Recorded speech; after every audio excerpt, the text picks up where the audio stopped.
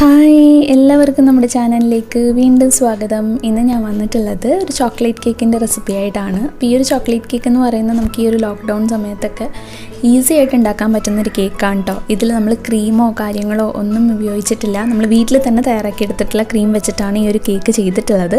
അപ്പോൾ നമുക്ക് വേഗം തന്നെ വീഡിയോയിലോട്ട് പോവാം.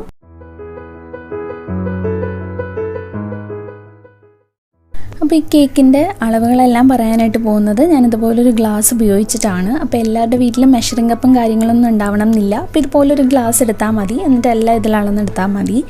അപ്പോൾ ഞാൻ ഈ ഒരു ഗ്ലാസ്സിന് ഒരു ഗ്ലാസ് മൈദയാണ് എടുത്തിട്ടുള്ളത്. അപ്പോൾ നമുക്ക് ആദ്യം തന്നെ ഡ്രൈ ആയിട്ടുള്ള ഇൻഗ്രീഡിയൻസ് ഒക്കെ ഒന്ന് അരിച്ചെടുക്കണം. അപ്പോൾ ഒരു ഗ്ലാസ് മൈദ ഇതിനകത്തേക്ക് ഇട്ട് കൊടുത്തിട്ടുണ്ട്. ഇനി അതേ ഗ്ലാസ്സിന് തന്നെ ഒരു 1/4 ഗ്ലാസിൻ്റെ അളവിൽ കൊക്കോ പൗഡർ എടുത്തിട്ടുണ്ട്. ഞാനിപ്പോൾ എടുത്ത കൊക്കോ പൗഡർ അധികം കളറില്ലാത്തതാണ്. അതുകൊണ്ട് ഇതിനകത്തേക്ക് 1 ടീസ്പൂൺ കോഫി പൗഡർ കൂടെ ചേർക്കുന്നുണ്ട്, നല്ലൊരു കളർ കിട്ടാൻ വേണ്ടിയിട്ട്. നിങ്ങൾ എടുക്കുന്നത് നല്ല ഡാർക്കായിട്ടുള്ള കൊക്കോ പൗഡർ ആണെങ്കിൽ കോഫി പൗഡർ ചേർത്തില്ലെങ്കിലും കുഴപ്പമില്ല. ഇനി ഇതിലേക്ക് ഒരു നുള്ളു ഉപ്പ് കൂടെ ചേർത്ത് കൊടുക്കുന്നുണ്ട്, മധുരമൊക്കെ ഒന്ന് ബാലൻസ് ചെയ്യാൻ വേണ്ടിയിട്ടാണ്. എന്നിട്ട് ഇതെല്ലാം കൂടെ നന്നായിട്ടൊന്ന് അരിച്ചെടുക്കുക. ഒരു 2 വട്ടമൊക്കെ നമ്മളിതുപോലെ അരിച്ചെടുക്കുകയാണെങ്കിൽ നമ്മുടെ കേക്ക് നല്ല സോഫ്റ്റായിട്ട് കിട്ടും. അപ്പോൾ ഞാനിപ്പോൾ ഇത് നന്നായി അരിച്ചെടുത്തിട്ടുണ്ട്. ഇനി ഇത് നമുക്ക് മാറ്റി വെക്കാം. ഇനി നമ്മൾ ബാക്കി കാര്യങ്ങളൊക്കെ അടിച്ചെടുക്കാനായിട്ട് പോകുന്നത് ഇതുപോലൊരു മിക്സിയിലാണ്. അപ്പോൾ മിക്സിയുടെ ജാറ് നല്ല ഡ്രൈ ആയിരിക്കണം. ഇതിനകത്തേക്ക് നമ്മൾ ചേർക്കുന്നത് 2 മുട്ടയാണ്. പിന്നെ മുട്ട എടുക്കുമ്പോൾ ഫ്രിഡ്ജിൽ വെച്ചതാണെങ്കിൽ കുറച്ച് നേരത്തെ എടുത്ത് പുറത്ത് വെച്ചിട്ട് റൂം ടെമ്പറേച്ചറിലാക്കിയിട്ട് വേണം നമ്മൾ എടുക്കാൻ വേണ്ടിയിട്ട്. അപ്പോൾ മുട്ട മിക്സിയുടെ ജാറിലേക്ക് പൊട്ടിച്ചൊഴിച്ചിട്ടുണ്ട്. ഇനി നമ്മളിതിനകത്തേക്ക് പഞ്ചസാരയാണ് ചേർക്കുന്നത്. അതേ ഗ്ലാസ്സിന് തന്നെ ഞാനൊരു 3/4 ഗ്ലാസ് അളവിലാണ് പഞ്ചസാര എടുത്തിട്ടുള്ളത്. 3/4 ഗ്ലാസ് തൊട്ട് നമുക്ക് 1 ഗ്ലാസ് വരെ പഞ്ചസാര ചേർത്ത് കൊടുക്കാം. അപ്പോൾ പഞ്ചസാര കൂടെ ഇട്ട് കൊടുത്തിട്ടുണ്ട്. ഇനി അതേ ഗ്ലാസ്സിന് തന്നെ ഒരു 1/4 ഗ്ലാസ് ഓയിലാണ് എടുത്തിട്ടുള്ളത്. ഏതെങ്കിലും വെജിറ്റബിൾ ഓയിൽ എടുക്കുക, വെളിച്ചെണ്ണ ഒന്നും എടുക്കാതിരിക്കുക, വേറെ ഏതെങ്കിലും വെജിറ്റബിൾ ഓയിൽ എടുക്കുക കേട്ടോ. പിന്നെ ഇതിനകത്തേക്ക് നമ്മൾ 1 ടീസ്പൂൺ വാനില എസൻസ് കൂടെ ചേർക്കുന്നുണ്ട്. അതുകൂടെ ചേർത്തിട്ട് നമുക്കിതെല്ലാം കൂടെ നന്നായിട്ടൊന്ന് അടിച്ചിട്ടെടുക്കണം. അപ്പോൾ നമ്മുടെ മുട്ടയും അതുപോലെ തന്നെ ഓയിലും പഞ്ചസാര എല്ലാം കൂടെ നന്നായി ഇവിടെ അടിച്ചെടുത്തിട്ടുണ്ട്. ഇനി നമുക്കിതൊരു ബൗളിലേക്ക് ഒഴിച്ചു കൊടുക്കാം. ഇനി ഇതിലേക്ക് നമ്മൾ നേരത്തെ അരിച്ചു വെച്ചിട്ടുള്ള പൊടികൾ കുറേശ്ശായിട്ട് ചേർത്തിട്ട് യോജിപ്പിച്ചെടുക്കണം. അപ്പോൾ ഒരുമിച്ച് ചേർക്കരുത്, പെട്ടെന്ന് കട്ടയായി പോവും. അപ്പോൾ ഒരു 2 സ്പൂണൊക്കെ ചേർത്തിട്ട് പതുക്കെ ഇതുപോലെ ഒന്ന് മിക്സ് ചെയ്ത് കൊടുക്കുക. മിക്സ് ചെയ്യാൻ വേണ്ടിയിട്ട് നിങ്ങൾക്ക് ഇതുപോലെ സ്പാച്ചില ഇല്ലാന്നുണ്ടെങ്കിൽ നമ്മുടെ സാധാരണ മരത്തിൻ്റെ കയ്യിൽ വെച്ചിട്ടാണെങ്കിലും പതുക്കെ അങ്ങ് മിക്സ് ചെയ്ത് കൊടുത്താൽ മതി. അപ്പോൾ കുറേശ്ശെയായിട്ട് ചേർത്തിട്ട് ഇതുപോലെ മിക്സ് ചെയ്ത് കൊടുക്കുക. കുറച്ച് കഴിയുമ്പോൾ കുറച്ച് കട്ടിയായിട്ട് തോന്നും. ആ ഒരു സമയത്ത് നമുക്ക് ഇതിനകത്തേക്ക് പാലൂടെ ഒഴിച്ചു കൊടുക്കണം. അപ്പോൾ ഒരു 1/4 ഗ്ലാസ് പാല് മതിയാവും നമുക്കിതിനകത്തേക്ക്. പിന്നെ പാലിൻ്റെ ഒരു അളവ് നിങ്ങൾ നോക്കിയിട്ട് ഒഴിച്ചു കൊടുത്താൽ മതി. ഒരുപാട് ബാറ്റർ ലൂസായി പോകരുത്. അപ്പോൾ ഞാനിവിടെ ഒരു 1/4 ഗ്ലാസ്സാണ് ഒഴിച്ചിട്ടുള്ളത്. അപ്പോൾ പാല് നോക്കിയിട്ട് കുറേശ്ശെയായിട്ട് ഒഴിച്ചു കൊടുത്തിട്ട് മിക്സ് ചെയ്തെടുക്കുക. ഇപ്പോൾ നമ്മുടെ ബാറ്റർ ഇതാ റെഡി ആയിട്ടുണ്ട്. ഇതുപോലെയാണ് ഉണ്ടാവുക. ഒരുപാട് ലൂസായിട്ടല്ല, അതുപോലെ ഒരുപാട് കട്ടിയിലും അല്ല. ഇപ്പോൾ നമ്മുടെ ബാറ്റർ റെഡി ആയിട്ടുണ്ട്. ഇനി നമ്മൾ അവസാനമായിട്ട് ഇതിനകത്തേക്ക് ചേർക്കുന്നത് കുറച്ച് ബേക്കിംഗ് സോഡയാണ്. നമ്മുടെ കേക്ക് നന്നായിട്ട് പൊങ്ങി കിട്ടാൻ വേണ്ടിയിട്ടാണ്. ഞാൻ ഒരു ചെറിയ സ്പൂണിന് ഒരു 1/2 സ്പൂണാണ് എടുത്തിട്ടുള്ളത്. ബേക്കിംഗ് സോഡ ഒരുപാട് വേണ്ട. അതിനകത്തേക്ക് നമുക്കൊരു 1 സ്പൂൺ വിനാഗിരി അല്ലെങ്കിൽ നാരങ്ങാനീര് ഒഴിച്ചു കൊടുക്കുക. എന്നിട്ട് അത് നന്നായിട്ട് മിക്സ് ചെയ്ത ശേഷം നമുക്ക് ഇതിനകത്തേക്ക് ഒഴിച്ചു കൊടുക്കാം. അപ്പോൾ ഇതുപോലെ വിനാഗിരി മിക്സ് ചെയ്ത് നമ്മളിതുപോലെ ഒഴിക്കുകയാണെങ്കിൽ മുട്ടയുടെ സ്മെല്ലൊന്നും ഒട്ടും നമ്മുടെ കേക്കിന് ഉണ്ടാവില്ല. അതുകൂടെ ഒഴിച്ചിട്ട് നന്നായിട്ട് മിക്സ് ചെയ്തിട്ടുണ്ട്. പിന്നെ നമ്മൾ ഈ ബേക്കിംഗ് സോഡയുടെ മിക്സ് ഒഴിച്ച ശേഷം നമ്മളപ്പോൾ തന്നെ കേക്ക് ബേക്ക് ചെയ്യാനായിട്ട് വെക്കണം. ഒരുപാട് നേരം നമ്മൾ ബാറ്റർ പുറത്ത് വെക്കരുത്. ഇപ്പോൾ നമ്മുടെ കേക്കിൻ്റെ മിക്സ് റെഡി ആയിട്ടുണ്ട്.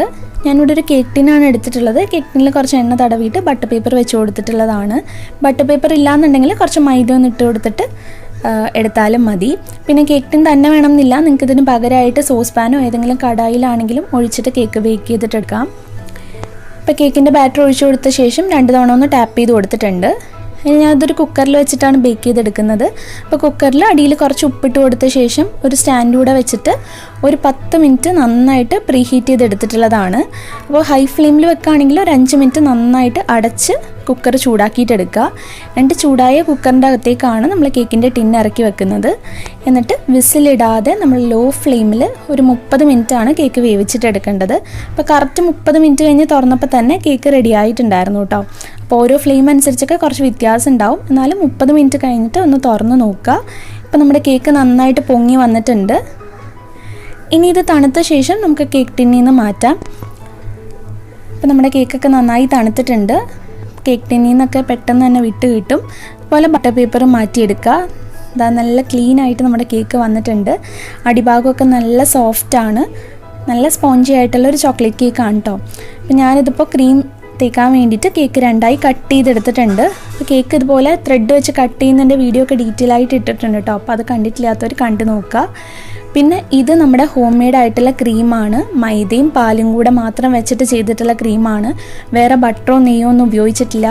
ഇതിൻ്റെ റെസിപ്പി ഞാൻ മുന്നേ അപ്ലോഡ് ചെയ്തിട്ടുണ്ട്. അപ്പോൾ അതിൻ്റെ ലിങ്ക് ഞാൻ ഡിസ്ക്രിപ്ഷൻ ബോക്സിൽ കൊടുക്കാം, മേളിൽ കാർഡായിട്ടും കൊടുക്കാം. അപ്പോൾ അത് കണ്ടിട്ടില്ലാത്തവർ കണ്ടു നോക്കുക. നല്ല ടേസ്റ്റ് ആയിട്ടുള്ളൊരു ക്രീമാണ്. അപ്പോൾ ഞാൻ കേക്കിൻ്റെ ഒരു ഭാഗം വെച്ച് കൊടുത്തിട്ടുണ്ട്. ഞാൻ മുകളിലത്തെ ഭാഗമാണ് താഴെ വെച്ച് കൊടുത്തിട്ടുള്ളത്. ഇനി ഇതിൻ്റെ മുകളിലേക്കായിട്ട് നമുക്ക് കുറച്ച് ഷുഗർ സിറപ്പ് ഒഴിച്ചു കൊടുക്കാം. നമ്മുടെ കേക്ക് ഒന്നുകൂടെ നല്ല സോഫ്റ്റായിട്ട് കിട്ടാൻ വേണ്ടിയിട്ടാണ്. ഷുഗർ സിറപ്പ് ഒന്നുമില്ല, കുറച്ച് പഞ്ചസാരയും വെള്ളം കൂടി ചേർത്തിട്ട് നന്നായിട്ട് തിളപ്പിച്ചെടുത്തിട്ടുള്ളതാണ്.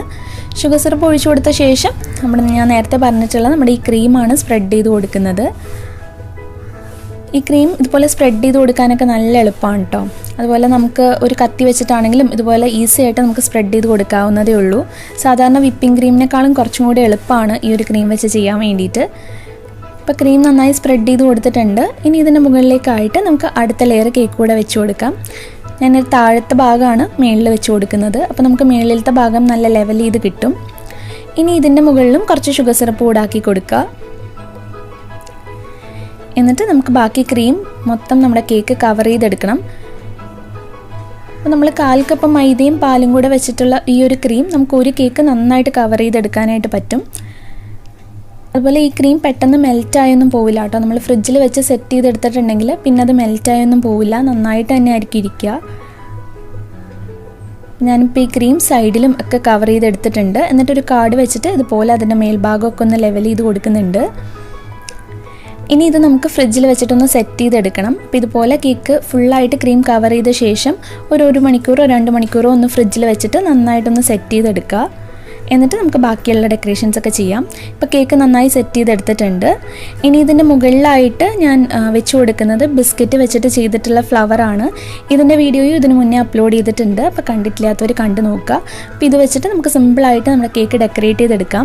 നിങ്ങളുടെ അടുത്ത് പൈപ്പിംഗ് ബാഗോ നോസിലോ കാര്യങ്ങളോ ഒന്നും ഇല്ലെങ്കിൽ ഇതുപോലെ ഫ്ലവർ വെച്ചിട്ട് നമുക്ക് കേക്ക് ഡെക്കറേറ്റ് ചെയ്തെടുക്കാവുന്നതാണ്. ഞാൻ എൻ്റെ മുകളിലായിട്ട് കുറച്ച് ചോക്ലേറ്റ് ഗ്രേറ്റ് ചെയ്ത് കൂടി ഇട്ടിട്ടുണ്ട്. വളരെ സിമ്പിളായിട്ട് ഡെക്കറേറ്റ് ചെയ്തെടുത്തിട്ടുള്ളത്. ആർക്ക് വേണമെങ്കിലും തയ്യാറാക്കി നോക്കാൻ പറ്റുന്ന ഒരു ഈസി ആയിട്ടുള്ളൊരു കേക്കാണ്. ഞാനിതൊന്ന് മുറിച്ചുകൂടെ കാണിച്ചു തരാം. നല്ല സോഫ്റ്റ് ആയിട്ടുള്ള കേക്കാണ്. അപ്പോൾ നിങ്ങളെല്ലാവരും ഇത് ട്രൈ ചെയ്ത് നോക്കാനായിട്ട് മറക്കരുത് കേട്ടോ. എളുപ്പത്തിൽ നമുക്ക് ഉണ്ടാക്കാൻ പറ്റുന്ന ഒരു ചോക്ലേറ്റ് കേക്കാണ്. അത് അതുപോലെയാണ് ഉള്ളത്. അപ്പോൾ എല്ലാവരും ട്രൈ ചെയ്ത് നോക്കിയിട്ട് ഫീഡ്ബാക്സ് ഒക്കെ അറിയിക്കുക. അപ്പോൾ ഈ കേക്ക് എല്ലാവർക്കും ഇഷ്ടമായി എന്ന് വിചാരിക്കുന്നു. ഇഷ്ടമായിട്ടുണ്ടെങ്കിൽ വീഡിയോ ലൈക്ക് ചെയ്യാനും ഫ്രണ്ട്സിനും ഫാമിലിക്കൊക്കെ ഷെയർ ചെയ്യാനും മറക്കരുത്. അതുപോലെ നിങ്ങൾ ട്രൈ ചെയ്തിട്ട് ഫോട്ടോസൊക്കെ മെയിൽ ചെയ്യാനും മറക്കരുത് കേട്ടോ. അപ്പോൾ നമ്മുടെ ചാനൽ ഇഷ്ടമായിട്ടുണ്ടെങ്കിൽ ഇതുവരെ സബ്സ്ക്രൈബ് ചെയ്തിട്ടില്ലെങ്കിൽ താഴെ ഒരു റെഡ് കളറിൽ സബ്സ്ക്രൈബ് ബട്ടൺ ഉണ്ട്. അതൊന്ന് പ്രസ് ചെയ്തിട്ട് സബ്സ്ക്രൈബ് ചെയ്യുമ്പോൾ തൊട്ടടുത്തൊരു ബെല്ലൈക്കൺ വരും. അത് ക്ലിക്ക് ചെയ്തിട്ട് ഓൾ എന്നുള്ള ഓപ്ഷൻ കൂടെ സെലക്ട് ചെയ്ത് കൊടുക്കുക കേട്ടോ. അപ്പോൾ നെക്സ്റ്റ് വീഡിയോയിൽ വീണ്ടും കാണാം നല്ലൊരു റെസിപ്പി ആയിട്ട്. താങ്ക്